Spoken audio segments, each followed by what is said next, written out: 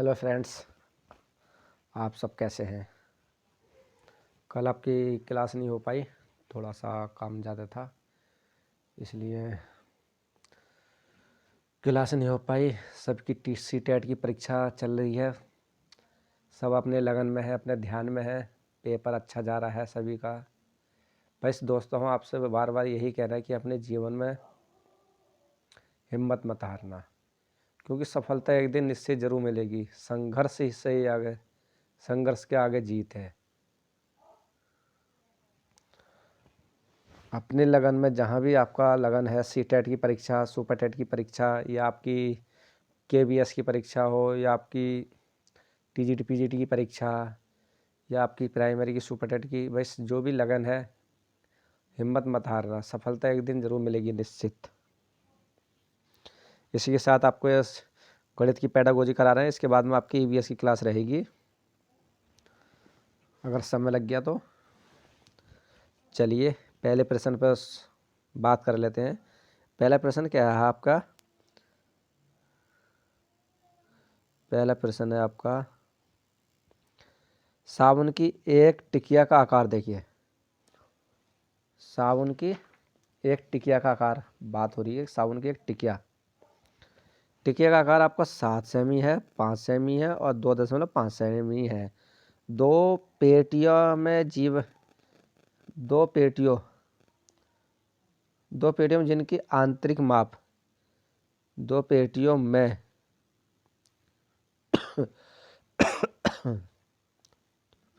दो पेटियों में जिनकी आंतरिक माप 56 सेमी, 0.4 सेंटीमीटर और 0.25 सेंटीमीटर।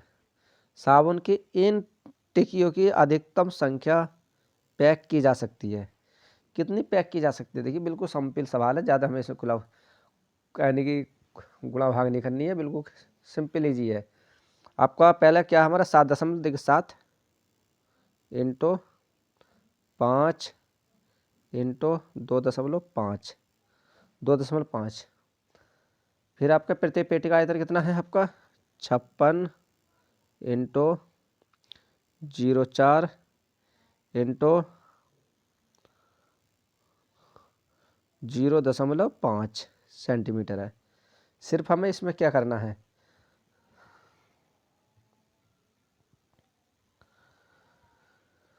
इसमें हमें कुछ नहीं करना है, वैसे से हम रहने देना है। अब हमें क्या करना है, इसमें पूछा है दो क्या है पेटियां, क्या है आपके दो पेटियां के आंतरिक दो पेटियां हैं हमारी। अगर जब दो पेटियां हमारी, तो हम इसको आगे क्या करना है, 2 इंटू 56 इंटू 40 इंटू आपका 25 बटे में 7 इंटू 2.5 गुणा 5। ये हमें करना है कितना? 5, क्योंकि जो सेमी था सेंटीमीटर में चेंज कर दिया हमने। उसके बाद में अगर हम इसको कैलकुलेट करते हैं,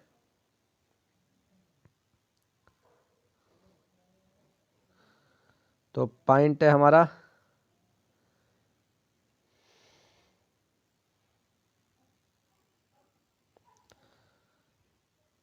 7, 2.5, फिर 56, 0.4, 56 0.4, 0.25 सेंटीमीटर। अच्छा, पॉइंट से पॉइंट ख़त्म कर दिया हमने, ये आ गया हमारा। अगर हम इसको करेंगे, पॉइंट ख़त्म करेंगे तो 1 जीरो बढ़ जाएगा इसमें। चलिए पॉइंट को बाद में देख लेंगे, पॉइंट ख़त्म कर देंगे, 0 बढ़ा देंगे। पॉइंट ख़त्म कर दिया, 7 अट्ठे 56, 7 से कट गया, 7 अट्ठे 56 और 25 से इसे हम काट लेंगे, 250, 25 ढाई 10, ये हो गया आपका, इससे कट गया। और आपका कितना बचा नीचे 5, नीचे बचा आपका 5, 5 से काटेंगे 5 अट्ठे 40, 5 अट्ठे 40, 8 ही आ गया आपका। यह नीचे कुछ नहीं बचा आपका 8। अब 10 की 8 की फिर 8 की फिर 8 की, तो 10 अट्ठे 180, 10 अट्ठे 180, 180 गुणा 8 गुणा हमारा बचा 2, नहीं 180, 180 गुणा 8 गुणा आपका 2, 180 को हम 8 से बुक करेंगे तो हमारा आ जाएगा 180 गुणा 8 गुणा 2, 8 0, 8 अट्ठे 64 के 4, यहाँ से लगे 6, 8 गुणा 8, 8 और 6, अच्छा इस टाइप से। तो हमारी गड़बड़ हुई काटपीट में। 2 56 40, दोबारा देखते हैं। हेलो फ्रेंड्स, थोड़ा सा मिस्टेक हो रही है, देखो दोबारा कर लेते हैं। 7 आपको 7 सेमी आपका ये है 7 सेमी 25 सेमी और ये। अगर इसकी हम बात करें तो टिकियों का आयतन कितना है, अगर हम टिकियों का आयतन मान लेते हैं तो आपका आयतन है कितना 7 गुणा 5 और गुणा 2.5 सेंटीमीटर। अब हमारा पेटी का आयतन आपका 56 गुणा 0.4 गुणा 0.5। ठीक। अब पूछा है इसमें पेटी की साबुन में कुल संख्या कितनी है, पेटी में साबुन की कुल संख्या कितनी है। अब ये हमारा देखिए 1 सेंटीमीटर है, ये मीटर है, जो 0.4 है इसमें मिस्टेक हो गई है, जो 0.4 है ये मीटर में दे रखा है, ये मीटर में है, ये मीटर में है, इसको हम मीटर में कर दो तो हमारा सवाल सही हो जाएगा। ये गड़बड़ हो गया टाइप में। तो मीटर को हम सेंटीमीटर में कितने करेंगे, अगर सेंटीमीटर में मीटर में चेंज करेंगे तो हमारा आ जाएगा 56 गुणा 0.4 का कितना हो जाएगा आपका 40 और गुणा 0.25 था, 25 में हमारे मीटर में है 25 में हमारे मीटर में, सेंटीमीटर खत्म करो यही मीटर में है, इसको यहाँ पे गड़बड़ होगी टाइपिंग लिखने में। तो इसको आ जाएगा हमारा कितना हो जाएगा 25 हो जाएगा। ठीक। बटे में कितना आएगा हमारा, बटे में आ जाएगा आपका 7, बटे में 7 गुणा 2.5 गुणा 5। ठीक। इस टाइप से हमारा सवाल था, जो हमारा मीटर में था वो सेंटीमीटर था, हमको मीटर में था, ये हमारे मिस्टेक हो गया, यहाँ पे सेंटीमीटर लग गया आगे इसके। ठीक है।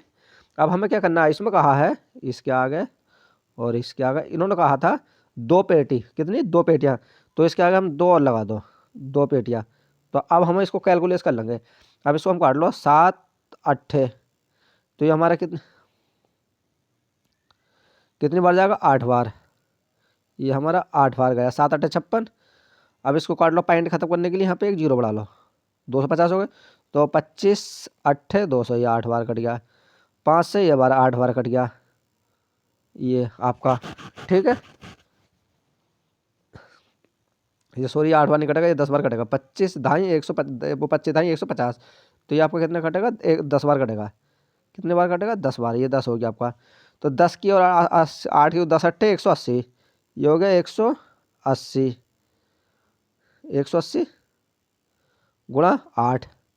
जब हम गुणा 8 से करेंगे तो आ जाएगा आपको 800, 8 अट्ठे 64, ये हो गया 64, 6 से यानी कि 640। अब से 200 हम फिर गुणा करेंगे इसकी, तो हम गुणा करेंगे 6 यानी 0, 4 दूनी 8 और 6 दूनी 12, तो कितना हो गया, ये आ गया 1280। अब इसमें देखो 1280 कौन सा था, 1280, ये आंसर सही है, तो बी आंसर ये ठीक है इसका। इस टाइप के सवाल पूछे जाते हैं, बहुत ईजी सवाल था, ज़्यादा कुछ नहीं था इसमें, भाई थोड़ा सा उसमें टाइपिंग में मिस्टेक हुई थी, यहाँ पर थोड़ा टाइपिंग में मिस्टेक थी और बाकी कैलकुलेशन में हो गया था सवाल आपका। नेक्स्ट सवाल है आपका इजी सवाल है, थोड़ा समझना आपको, CTET की परीक्षा में बहुत इजी। प्रश्न कह रहा है दूसरा सवाल आपका, कि दो अंकीय संख्याओं को दूसरी एक अंकित दो अंकीय संख्या से गुणा करने की प्रक्रिया को समझने के लिए निम्नलिखित में से कौन सी पूर्व जानकारी होना चाहिए आवश्यक है। तो गुणा विभाजन के प्रतिलोम के रूप में, योग का क्रम विनियम गुणा, या गुणन का क्रय विनियम गुणा, या गुणन योग पर वितरण के रूप में। तो गुणन योग पर वितरण के रूप में ये पूछा, दो अंकीय संख्या को दूसरी एक अंकीय या दो अंकीय संख्या से गुणा करने की प्रक्रिया को समझने के लिए निम्नलिखित कौन सी पूर्व जानकारी होनी चाहिए। तो गुणन योग पर वितरण के रूप में, डी आंसर इसका ठीक है।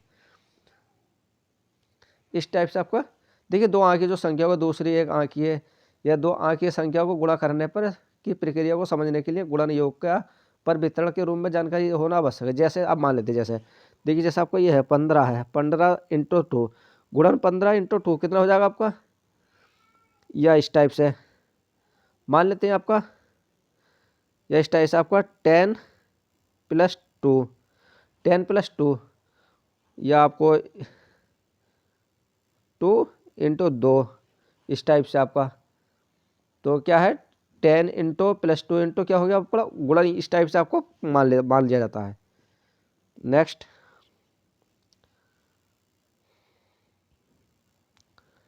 गणित में भयभीत होने और उसमें असफल होने के लिए निम्नलिखित में से कौन से निम्नलिखित में से किसे एक कारण नहीं माना जा सकता। लैंगिक भेद को, कक्ष के अनुभव को, या प्रतीकात्मक संकेत, या गणित की संरचना। तो अगर हम लैंगिक भेद को किसको नहीं माना जा सकता, तो ए ऑप्शन सही है, लैंगिक भेद को, क्योंकि गणित के भयभीत होने और उसमें असफल होने का कारण लैंगिक भेद नहीं माना जा सकता। बाकी कक्ष अनुभव को या प्रतीकात्मक इनको हम मान सकते हैं। नेक्स्ट, चौथा सवाल आपका, दो दशमलव संख्याओं के योग की संकल्पना को पढ़ने के लिए निम्नलिखित में से शिक्षण अधिगम का कौन सा साधन सर्वाधिक उपयुक्त है। गिनतारा, जियोबोर्ड, मोती और माला, या ग्राफ पेपर। अगर हम दो दशमलव संख्याओं की बात कर लेते हैं कौन सा उपयोगी है, तो क्या आपका डी ऑप्शन सही है, ग्राफ पेपर, डी आंसर ठीक है। दो दशमलव संख्याओं के योग की संकल्पना को पढ़ने के लिए ग्राफ पेपर सर्वाधिक उपयुक्त शिक्षण अधिगम का साधन है। जबकि हम जियो बोर्ड का एक गणितीय मैनिपुलेटिव है जिसमें परिधि, क्षेत्रफल, त्रिकोण के गुण और अन्य बहुवचन की अवधारणाओं का पता लगाने के लिए उपयोग किया जा सकता है।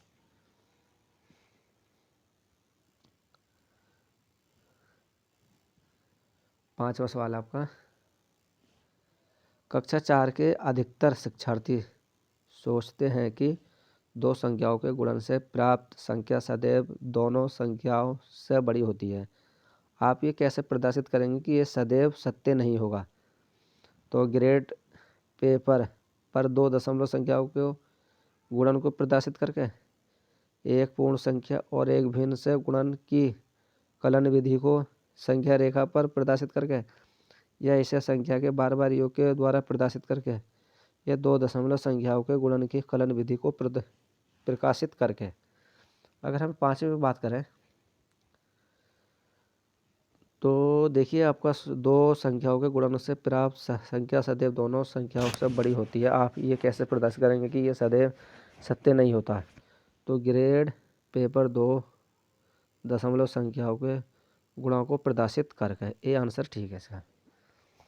देखिए, ग्रेड पेपर पर दो दशमलव संख्याओं के गुणन को प्रदर्शित करके ये दिखा देंगे कि दो संख्याओं के गुणन से प्राप्त संख्या सदैव दोनों संख्याओं से बड़ी नहीं हो सकती।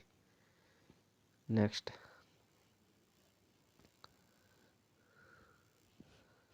प्राथमिक स्तर पर शिक्षार्थियों को माप का संदर्भ पढ़ाने के लिए निम्नलिखित में से कौन सा कथन सत्य है। आप प्रमाणिक मापों का उपयोग नहीं करना चाहिए।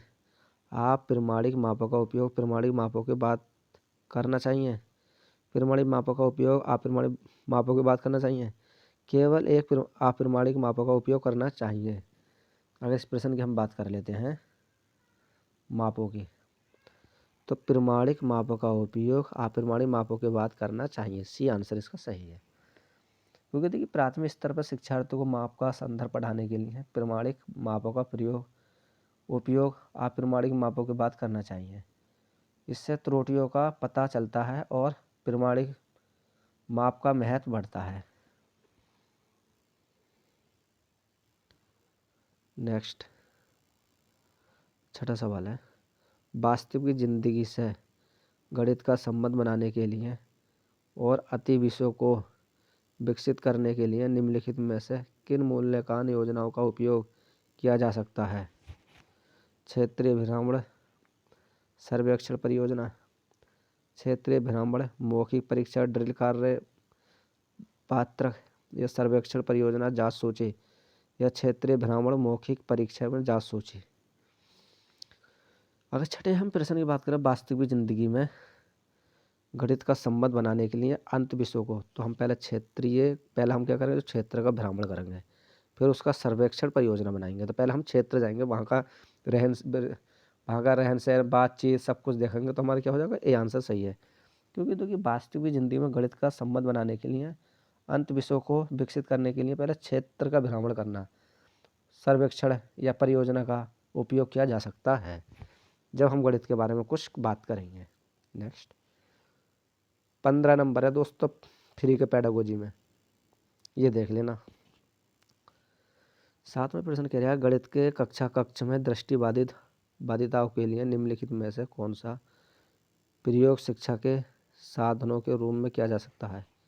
कंप्यूटर, संख्या चार्ट या जियो बोर्ड, या आपका टेलर का गिनतारा, भिन्न का किट, संख्या चार्ट, कंप्यूटर जियो बोर्ड, या टेलर का गिनतारा, कंप्यूटर जियो बोर्ड। अगर हम 7वें प्रश्न को बात कर लेते हैं, गणित के कक्ष में दृष्टिबाधित किसकी बात, देखिए दृष्टिबाधित की बात हो रही है, दृष्टिबाधित बच्चों की बात हो रही है। तो हम पहले टेलर का गिनतारा, फिर कंप्यूटर, फिर जियो बोर्ड। डी आंसर इसका ठीक है।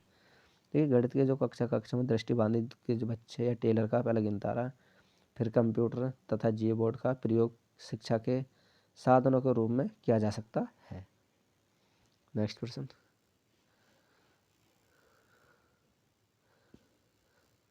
8वां प्रश्न कह रहा है कि संख्याओं के संदर्भ में प्राथमिक कक्षा के बच्चे अर्थात 2 बच्चे जिनका आयु वर्ष 809 वर्ष है, निम्नलिखित में से किस समुच्चय प्रविड़ीय है?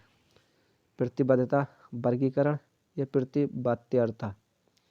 बी ऑप्शन कह रहे हैं वर्गीकरण, प्रतिबारीयता, अनुपातिक विवेचना, पंक्तिबद्धता या प्रतिबद्धता, अनुपातिक विवेचना।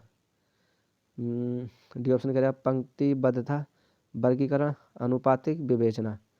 अगर हम 8वें प्रश्न की बात कर लेते हैं, तो 8वां प्रश्न कह रहे हैं 8 से 9 वर्ष है, तो हम पहले क्या पढ़ेंगे, प्रतिबद्धता, वर्गीकरण और प्रतिबद्धता। तो इसका ए आंसर ठीक है।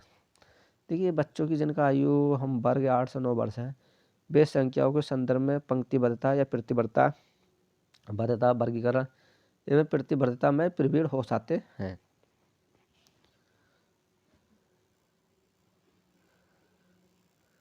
दसवां प्रश्न है, कक्षा एक के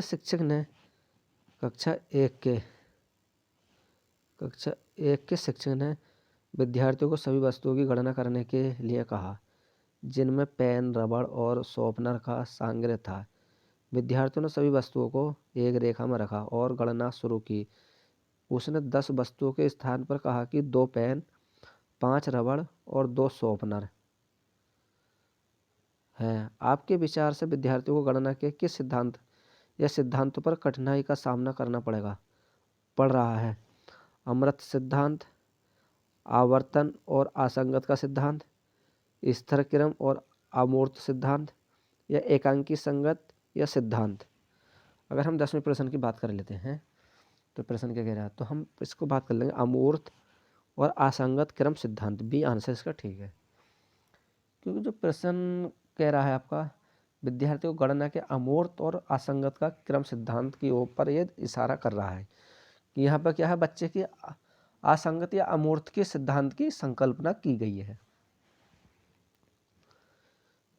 अमूर्त आप आवर्तन क्या गई आपकी अमूर्तन, अमूर्तन और असंगत क्रम का सिद्धांत।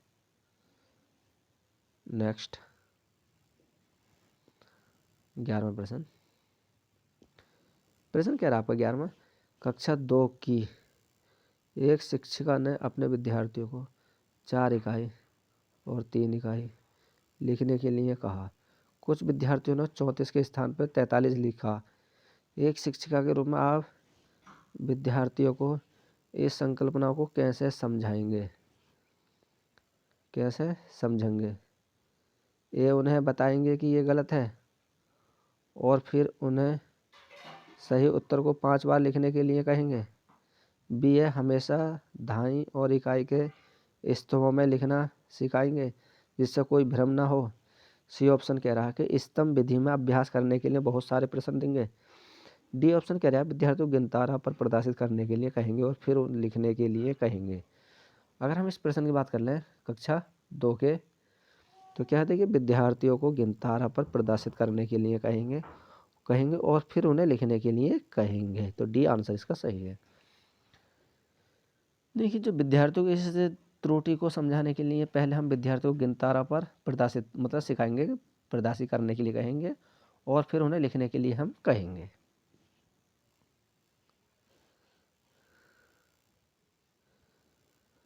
देखिए गणित में प्रतिचित्रण के लिए निम्नलिखित कथनों में से कौन सा कथन सत्य नहीं है? इस प्रश्न की हम बात कर लें कौन सत्य नहीं है। देखिए प्रतिचित्रण गणित के कई विषयों में समकालन किया जा सकता है, ठीक है। प्रतिचित्रण स्थानिक चिंतन को बढ़ाता है, ये भी ठीक है। प्रतिचित्रण अनुपातिक विवेचनों को प्रोत्साहित करता है, ये भी ठीक है। प्रतिचित्रण गणित पाठ्यक्रम का भाग नहीं है, तो ये ही गलत है, ये भाग नहीं है। तो डी आंसर इसका ठीक है, क्योंकि देखिए कोण समरूपता गणित पाठ्यक्रम का भाग प्रतिचित्रण नहीं है। बाकी ये सारे प्रश्न सही हैं इसके। नेक्स्ट चौथा प्रश्न कह रहा है, वो 13वां प्रश्न कह रहा है आपका, आकृतियों के निम्नलिखित पहलुओं में से किसका प्राथमिक स्तर से कोई संबंध नहीं है? प्राथमिक स्तर से कोई संबंध नहीं है। चौपड़ा, प्रतिरूप, कोण या समिति? कौन सा नहीं है हमारा? तो आपका चौपड़ा नहीं है, ये नहीं है, मतलब ए आंसर ही ठीक है इसमें। प्रतिरूप, कोण, समिति ये सब हमारे क्या है, प्राथमिक स्तर के संबंध है। देखिए कोण जो आपका समरूपता पैटर्न, प्रतिरूप तथा चौकर आकृतियों के स्वरूप है तथा प्राथमिक स्तर पर इन आकृतियों की चर्चा करनी चाहिए। चौकोर पैटर्न के अनुरूप आकृतियों का एक क्रम में जिसमें किसी रिक्त स्थान या ओवरलैपिंग के निकटतापूर्ण स्थापन होता है। अतः चौपड़ का संबंध प्राथमिक स्तर नहीं है, क्योंकि चौपड़ एक खेल है। चौपड़ एक क्या है, एक खेल है ये। 14वां प्रश्न आपका, गणितीय खेल और पहेलियाँ मदद करता है गणित के प्रति सकारात्मक अभिवृत्ति को विकसित करने में, गणित और प्रतिदिन के विचारों में संबंध स्थापित करने में, गणित को आनंददायक बनाने में, समस्या समाधान के कौशल को प्रोत्साहित करने में। अगर इस प्रश्न की बात कर लेते हैं तो हमारा प्रश्न कौन सा आंसर सही होगा? मदद करता है। देखिए गणित के प्रति सकारात्मक अभिवृत्ति को ये भी मदद करता है। गणित प्रतिदिन के विचार को संबंध स्थापित करता है, ये भी ठीक है। गणित को आनंददायक बनाने में, ये भी ठीक है। और समस्या समाधान के कौशल को प्रोत्साहित करने में, ये भी ठीक है। तो हमारा ये आंसर सही है तीसरा, क्योंकि गणित खेल, पहेलियाँ और संदर्भ के लिए सार्व सही में महत्वपूर्ण भूमिका निभाता है हमारा गणित। 15वां प्रश्न, एक दी हुई आयत और समांतर चतुर्भुज का क्षेत्रफल समान है, परंतु कक्षा 4 के अनेक शिक्षार्थियों ने उत्तर दिया कि समांतर चतुर्भुज का क्षेत्रफल अधिक है।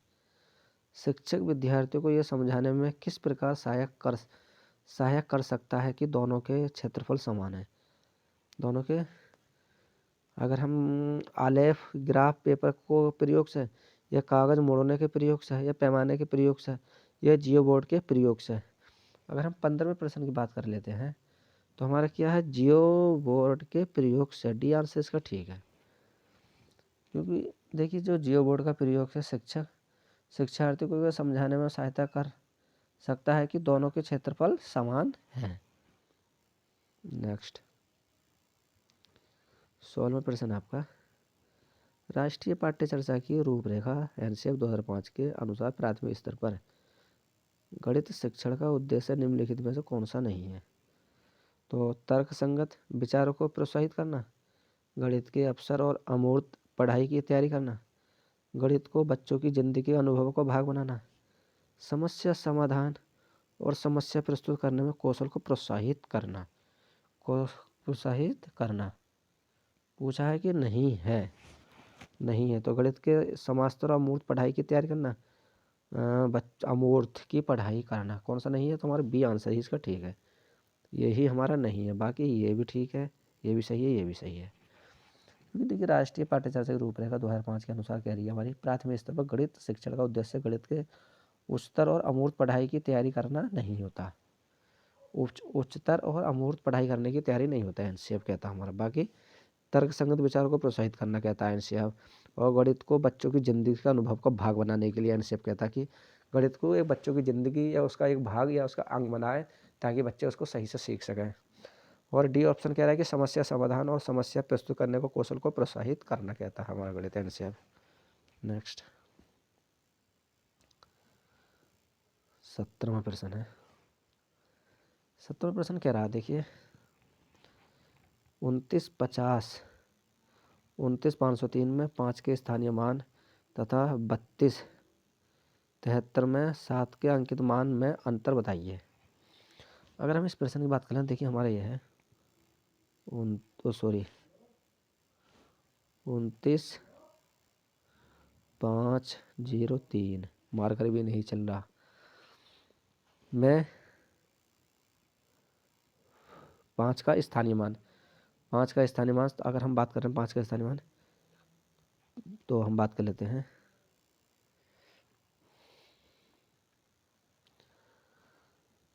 10, ये है आपका। अगर इसकी हम बात करेंगे तो आपका 5 गुणा 100, क्योंकि इकाई 2.5 सैकड़ा, तो कितना हो गया आपका 500। अब पूछा है 7 में, तो हमारा ये 32,071 पूछा 7 का, तो हमारा 7 कितना है, 7 का अंकित मान क्या, 7 का, अच्छा 7 का अंकित मान पूछा। अच्छा तो 7 का अंकित मान इसमें नहीं पूछा, तो हमें क्या निकलना है, 500 माइनस 7 बचे हमारे कितने बचे, 493। तो 493 ही अंकित मान। इस टाइप से अगर सवाल पूछे तो 493 सी आंसर इसका ठीक है। इस टाइप से आप करना सवाल, इस टाइप से पूछेगा था आपको। ओके फ्रेंड्स, बहुत ईजी सवाल है आपके, सिर्फ सी साइड में थोड़ा सा समझना है, उसके विचार समझने हैं सवाल के। भाई हिम्मत मत हारना सवालों से। ओके फ्रेंड्स, नेक्स्ट सवाल आपका 18वां सवाल आपका। 18वां सवाल कह रहा है आपका,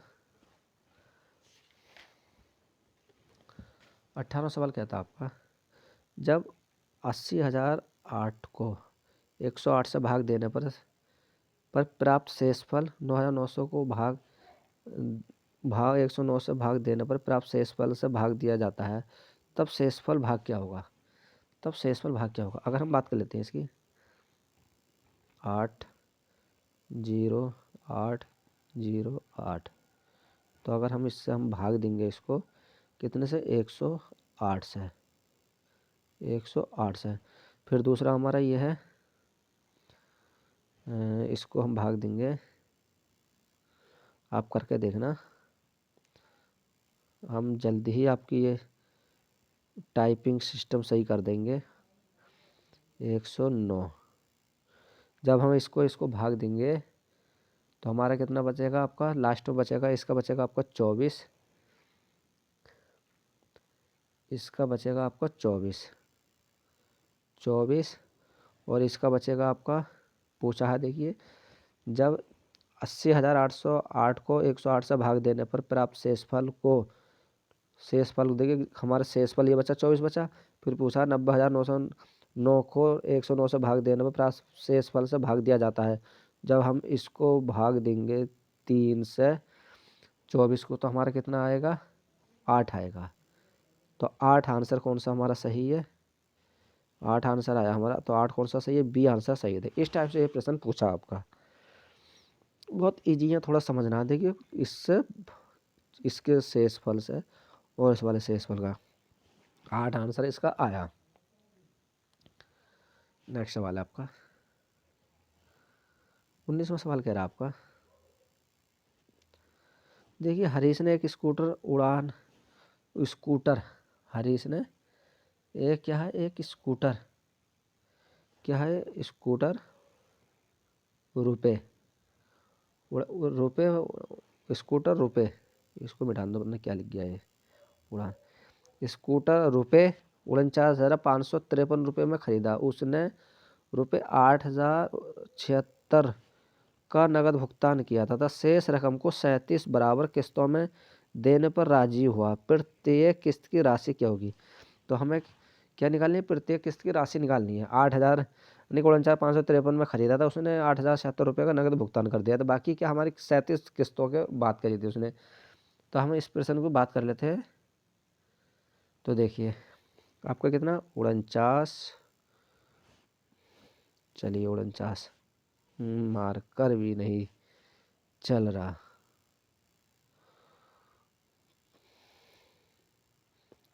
ये 49 और जब पहले हम इसमें से माइनस कर देंगे तो कितने 8,076 रुपये को हम माइनस कर देंगे। तो हमारे कितनी रकम बची है बाकी 41,477 और हम कितना 37 को यानी कि डिवाइस कर देंगे। तो जब इससे हम 37 इसको हम जब काटेंगे 41,477 को तो आ जाएगा हमारा 1121। तो हमारा कितने 1121 रुपये की एक किस्त रहेगी आपकी, 1121 की एक किस्त रहेगी। तो हमारा ए आंसर ठीक है। दोस्तों अगर जैसे किसी चीज़ को किसी को नहीं मालूम होता कि कुछ चीज़ हमें जैसे किसी को डिवाइस करनी है, या 100 यानी कि 100 रुपये हैं आपके, जैसा आपके 100 रुपये हैं, आपको बता दें थोड़ा कभी कभी भूल जाते हैं हम। तो हमें कितने में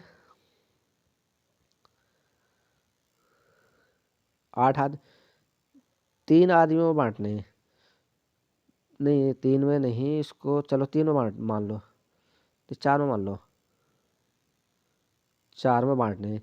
तो कितने कितने आएंगे। तो हमारा सिंपल सा तरीका है, 100 को 4 से हम भाग कर दो। तो 4 से वो भाग करेंगे तो इस टाइप देखो 100 को हम 4 से भाग करेंगे इस टाइप से, तो कितना आएगा 4 दूनी 8 बचे 2 और 4 5 20। तो कितना आ गया 25 रुपये। इस टाइप से डिवाइस हो गया, बिल्कुल सिंपल था। और भी इस टाइप से दो भाग दे दो डिवाइस। और किसी को बुक करना है कि 15 से 15 किलो चावल आपके 75 के रेट में, 15 किलो चावल 75 रेट में कितने के हो गए। तो 15 की 75 गुणा कर दो, आपका वो निकल जाएगा कैलकुलेशन। नेक्स्ट सवाल आपका प्रश्न कह रहा है आपका, एक रेलगाड़ी हैदराबाद से शुक्रवार के समय 11:13:15 पर चली। इस टाइप का सवाल पूछा जाएगा हमें 100%। चली और शनिवार को बेंगलोर समय 7:30 पर पहुंची। यात्रा में लगा समय, अगर अब इसकी हम बात करें तो कितने पे चली थी, इतने पे। तो देखो रेलगाड़ी की जो शुरुआत हुई थी कितने 13:15 में। तो अगर हमारा 24 का जो हमारा टाइम टेबल होता है 24 का, तो हमारा कितनी 13:15 पे हमारी ट्रेन। तो कितने हो गए बच्चे कितने हमारे, इसमें से हम माइनस करेंगे तो 13 में से इसे 24 में से यानी कि 24 में से 13 15 निकाल ले तो हमारे कितने बचे 10:45, 10 घंटे 15 मिनट, 10 घंटे 15 मिनट। नेक्स्ट रुकिए अभी ज़रा,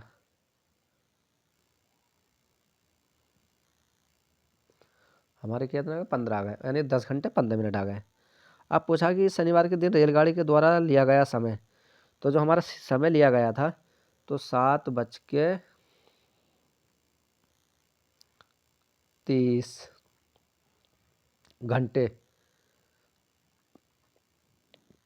7 फिर बेंगलोर समय 7:30 पहुंचे, तो हमारा 7 घंटे, 7 घंटे हो गए आपका, घंटा घंटा। ठीक है, तो अब हमें इसमें क्या करना है, जो आपका 10:45 जो घंटा आया था, प्लस इसको हम जोड़ देंगे 7:30, 10, तो 10 और 7 17, और ये होगा आपके 18। तो कितने हो जाएंगे आपके 18 घंटे 15 मिनट, क्योंकि देखिए 10 और 7 7 तो ये हो गए, 17 हो गए, और 30 और 45 ये हो जाएंगे आपके, तो 1 घंटा ये बढ़ जाएगा आपका, तो हो जाएंगे आपके 18 घंटे 15 मिनट। 18 घंटे 15 मिनट। कहाँ कर रहे हैं हम सवाल, ये तो हमने कर दिया, इसका आंसर तो ये था, ये तो हमने कर दिया। किधर गया सवाल, ये रही आपका। हाँ, तो कितना था हमारा 10, मतलब दोबारा सवाल कर लेते हैं इसको, जहाँ भी मिस्टेक हो रही थी। जब हमारी ट्रेन चली थी, देखिए ट्रेन चली थी 13:15, अब 13:15 में हमारी ट्रेन चली थी, तो इसमें से मान लेते हैं रेलगाड़ी का समय तो हमारे 24 घंटे में से, जब हम 13 वो निकालेंगे, 13:15, तो हमारा बचेगा 10 घंटे 45 मिनट, और 7:30 ये था हमारा, 7:30 टाइम ये जोड़ देंगे, प्लस 7:30, तो आ जाएगा हमारा 10 7 17, तो हो जाएगा आपका 18:15, 18 घंटे 18 घंटे 15 मिनट, तो 18 घंटे 15 मिनट कौन सा, बी आंसर इसका ठीक है। इस टाइप से देखिए ये सवाल जरूर मिलेगा आपको देखने, इस टाइप का सवाल बहुत पूछा जा रहा है। तो फ्रेंड्स ये रहे आपके 20 सवाल, जो बहुत बहुत महत्वपूर्ण, जो बार बार पूछे जा रहे थे प्रश्न, यानी कि इस टाइप से प्रश्न पूछे जा रहे थे, हमने 20 प्रश्न कराए आपको। हम आशा करते हैं आपको ये क्लास पसंद आई होगी। अगर आप नए हो, अगर आप सीटेट की तैयारी करना चाहते हो, तो आप मर्जी है आपकी, कर सकते हो हमारे टेलीग्राम चैनल यानी यूट्यूब को सब्सक्राइब, और हम इसके बाद में कुछ जैसा आपको सीटेट की परीक्षा कंप्लीट होगी तो बायोलॉजी क्लास कराएंगे। टारगेट रहेगा हमारा टीजीटी पीजीटी या जीआईसी। ओके फ्रेंड्स, बाय दोस्तों। कल आपकी ईवीएस की क्लास रहेगी, इन्वायरमेंट, बहुत महत्वपूर्ण क्लास आ रही है इन्वायरमेंट की। बाय।